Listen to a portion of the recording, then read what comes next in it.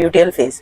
और luteal phase में क्या होता है कि प्रोजेस्टेरॉन लेवल जो है वो बतदरीज बढ़ता है, और प्रोजेस्टेरॉन जो हार्मोन है वो आपका चलता है ये फेज 15 से लेके मेंसेस के साइकिल के 28 डे तक। सही है। और इसमें जो कि अब डिपेंड करता है कि आपकी किस खातून की किस तरह की साइकिल है, तो उस तरह से अपनी साइकिल को खुद समझें। देखिए, आप अपनी बॉडी को, अपनी साइकिल को खुद समझें और उसके मुताबिक इन सारे फेजेस को समझें। उस फेज में जब आपका प्रोजेस्टेरॉन लेवल हाई होता है, वो जो फेज है उसमें आप थोड़ी थकन महसूस करेंगी, छोटी छोटी बातों में आपको जो है वो स्ट्रेस ले रही होंगी, ये वो, तो आप प्लीज ये सब ना करें।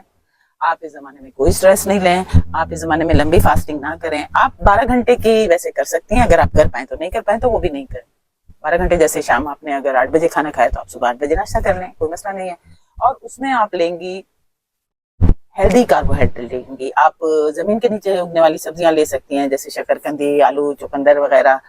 मुझे तो शकरकंदी खुद बहुत पसंद है, और उसमें इतने ज्यादा यानी कि मैग्नीशियम वगैरह सब होता है जो उस वक्त की आपकी जिस्मानी जरूरत को पूरा कर सकता है। आप चॉकलेट भी खाएं, डार्क चॉकलेट खाएं, वो नहीं जिसमें कि बेतहाशा चीनी और दूध मिला के बनाई गई होती है। आप जितने हाई परसेंटेज की डार्क चॉकलेट खाएंगी वो आपके लिए अच्छा होगा।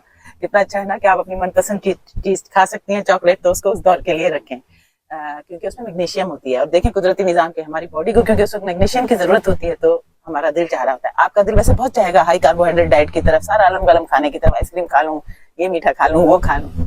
थोड़ा उस पर आप काबू रखें और हेल्दी कार्बोहाइड्रेट्स की तरफ जाएं।